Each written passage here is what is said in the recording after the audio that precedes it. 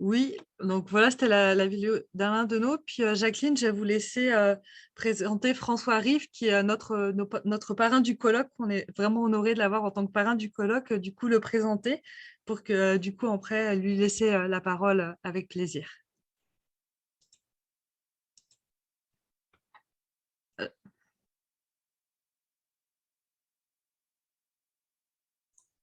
Jacqueline, tu es en mute.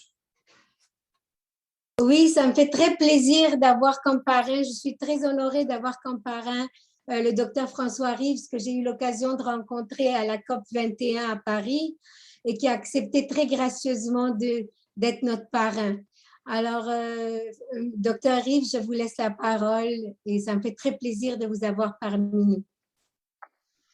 Bien, merci beaucoup, Madame Romano Marianne, de cette gracieuse invitation que j'accepte avec beaucoup d'humilité et de plaisir. Et puis, en fait, pour une première fois ou une rare fois, j'ai pas de PowerPoint parce que ça n'est pas une présentation, c'est une allocution sur quelques minutes pour vous dire à la fois pourquoi je trouve important de supporter des mouvements tels que l'ACUPER et toute la dynamique de l'enseignement m'est absolument vitale. Donc, pour ça, je vais, au lieu de faire des présentations avec des grands chiffres, je vais plutôt vous conter un petit peu mon histoire de ma conversion vers l'implication en environnement puis en écologie, parce qu'on peut se dire qu'est-ce que c'est qu'un cardiologue d'intervention fait avec vous ce matin. Et puis, c'est, à mon sens, tout à fait logique, finalement, avec tout le recul qu'on a. Et puis, puisqu'il est question de professeur, il est question de pédagogie, et puis moi, comme professeur, ben, pour finalement aboutir comme professeur agrégé de la faculté de médecine, ben, c'est 28 ans de scolarité, donc l'enseignement, j'y crois.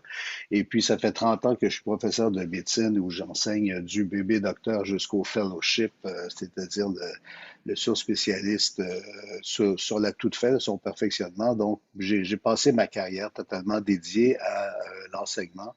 Il y a beaucoup de professeurs dans ma famille et je crois fondamentalement que la chose la plus importante au monde, c'est éducation, éducation et éducation. Donc, c'est pourquoi je suis très content d'être avec vous. Maintenant, pour vous expliquer un petit peu qu'est-ce que ça a été mon virage vert, c'est que, bon, de base, je suis un cardiologue classique d'intervention, c'est-à-dire les procédures de cathétérisme cardiaque pour débloquer, réparer les artères. On est les gars qu'on appelle à 2 heures du matin pour aller déboucher des artères chez quelqu'un en proie à une crise cardiaque en criant Time is muscle. Donc, ça, c'est l'essentiel de ma vie, plus de la recherche, 42 protocoles de recherche très, très pointus dans le laboratoire de cathétérisme cardiaque. Alors, comment ça se fait que j'ai tout à coup eu cet éveil-là de m'impliquer sérieusement? C'est que, bon, de base, juste par une question de tradition de ma culture, de ma famille et tout, j'ai toujours été très sensible à l'environnement, avant même que je vois le lien très clair entre la maladie cardiaque et la question environnementale. Je suis les rapports du GIEC depuis 1988 et puis c'est comme une espèce de devoir de citoyen d'être au moins au courant de ça. Puis là où j'ai été vraiment frappé que j'avais peut-être quelque chose à dire dans ça, c'est lorsque c'était vers 2015, 2005, pardon, les éditions du CHU Sainte-Justine m'ont demandé d'écrire un livre sur les facteurs de risque cardiaque destiné à la famille. Et puis, bon, on sait que Sainte-Justine, c'est un hôpital pédiatrique qui a diffusé énormément d'ouvrages de vulgarisation avec à peu près tous les professionnels de Sainte-Justine pour la famille. Par exemple, l'asthme chez les enfants, l'aide aux devoirs, etc. Et puis là, ils ont décidé d'élargir un peu leur champ en diffusant pour la famille globale, pas seulement la pédiatrie, mais la famille globale. Et puis, ils trouvaient que la maladie cardiovasculaire, c'était un bon sujet parce qu'effectivement, lorsqu'on soigne nos patients à 62 ans, gros tabagique, hypertendu, diabétique, gros comme un voleur, sédentaire et tout, c'est un peu tard. On répare les choses, on va faire vivre les gens jusqu'à 80 ou 90 ans néanmoins, mais par contre, ils auront été malades pendant tout ce temps-là, et puis ce que Sainte-Justine voulait, c'est attaquer au niveau de la famille. Donc, c'est cette approche de facteur de risque. Et puis là, je me suis mis à lire des trucs qu'un cardiologue d'intervention ne lit pas d'habitude, c'est-à-dire la littérature de santé publique. Et j'étais absolument ahuri en revisant des données pour voir que, ben, aujourd'hui, ça a été confirmé. C'est le modèle cardio-environnemental que j'ai développé il y a à peu près une quinzaine d'années. Mais aujourd'hui, on sait que la pollution atmosphérique, c'est le premier tueur de la planète avec 8 à 9 millions de décès excédentaires. Et on se rend compte que ces décès excédentaires sont majoritairement cardiovasculaires, c'est-à-dire plus de morts subites, plus d'infarctus, plus d'AVC, plus de conditions de maladies chroniques. Et que plus encore, c'est que cette pollution atmosphérique, ça touche toutes les étapes du développement, à savoir du ventre de notre mère jusqu'au troisième âge. On sait que plus les enfants qui sont exposés à des hauts taux de pollution atmosphérique ont plus de problèmes d'apprentissage, ont plus de crises, d'épisodes psychotiques à l'adolescence. Et on sait que chez les personnes plus âgées, que la pollution atmosphérique, elle, va entraîner plus de démence, plus d'Alzheimer, plus de Parkinson. Tout ça, c'est extrêmement bien documenté. Mais pour revenir à la cardiologie, donc, c'est là que je réalisais qu'il y avait vraiment un impact de l'environnement sur la santé cardiovasculaire. Et moi, le déclic, c'est lorsque j'ai vu les taux de mortalité cardiaque d'un pays à l'autre, en Europe particulièrement, puis je voyais que la variante, elle était de 10 pour 1. C'est-à-dire qu'à Genève, en Suisse, le taux de mortalité cardiovasculaire chez un homme de 25 à 64 ans, il est de 70 par 100 000 habitants. Or, si vous allez à Moscou, ce taux-là, il est de 700 par 100 000 habitants, 10 fois plus de mortalité cardiovasculaire chez les hommes de 25 à 64 ans en Russie par rapport à la Suisse. Et puis, on voyait que les facteurs de risque classiques, que sont tabac, hypertension, diabète, etc., ne suffisaient pas à expliquer ces différences-là. Puis quand on se rabat simplement sur la dimension environnementale, c'est là qu'on voit que oui, c'est là qu'il y a toute la différence, parce qu'on se rappelle que les anciens pays de l'URSS, les lois de protection de l'environnement, il n'y en a pas. C'est le gros charbon, c'est le gros mazout lourd, c'est le gros diesel, et puis aucune préoccupation pour avoir vécu ces conditions-là lorsque j'étais présenté notamment en Russie. Et finalement, pour développer dans Planète Cœur que j'ai publié en 2011, le modèle cardio-environnemental et les 4 grands déterminants de l'impact de l'environnement sur la santé cardiovasculaire, bon, on sait qu'il y a notre génétique, ce qu'on est, ce qu'on reçoit de nos parents. Il y a nos habitudes de vie, nommément sédentarité, obésité, tabagisme. Mais dans les facteurs de risque extérieurs, je vous dirais que les 4 grands majeurs sont d'abord ce que j'appelle les nano-agresseurs aériens, c'est-à-dire les polluants atmosphériques générés par les combustibles fossiles. Chaque fois qu'on part notre voiture, on émet dans une voiture à essence, j'entends bien, puis je signale que je roule électrique depuis 6 ans précisément pour ça. Mais donc, une voiture à essence, quand vous démarrez, vous émettez dans l'air des particules fines, du dioxyde de soufre, du dioxyde d'azote, de l'ozone, et tout ça, c'est toxique, ça induit une inflammation systémique dans notre système au complet. Donc, premièrement, les nano-agresseurs aériens. Puis le point commun avec les changements climatiques, il est direct, à savoir que c'est la même source, c'est la même problématique.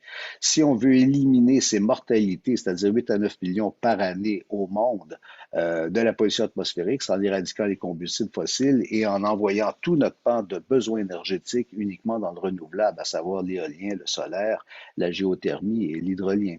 Et puis tout ça, c'est qu'on est capable actuellement de faire ça et d'arrêter de brûler du fossile qui, à la fois, entraîne nos changements climatiques. Je n'ai pas besoin de citer à tout le monde tout ce qui se passe dans les régions de Lighton, notamment, où c'est vraiment une catastrophe monumentale qui était inimaginable il y a seulement un an. Un peu comme la grande canicule qui avait fait 70 000 décès, ça c'était en 2003, en août 2003. Le mois d'avant, personne n'aurait pu s'imaginer qu'une catastrophe pareille arrivait. Or, le point commun, justement, du point de vue du cardiologue, c'est que ces sacrés combustibles fossiles, ça entraîne 9 millions de décès. Si on parle du Canada spécifiquement, Santé Canada a fait un rapport tout récent, tout frais. C'était au printemps 2021 et Santé Canada estime que c'est 15 000 décès excédentaires tous les ans, dont 4 000 au Québec. Mais surtout, c'est le chiffre qui m'a encore plus impressionné. 120 milliards de dollars de santé et invalidité dus uniquement à la pollution atmosphérique tous les ans au Canada. 120 milliards de dollars. Et ça, ce chiffre-là, ça vient de Santé Canada. C'est vraiment pas des excités, ces gens-là. Et en se faisant la collection des centaines d'études par des milliers d'experts qui aboutissent à ce résultat-là.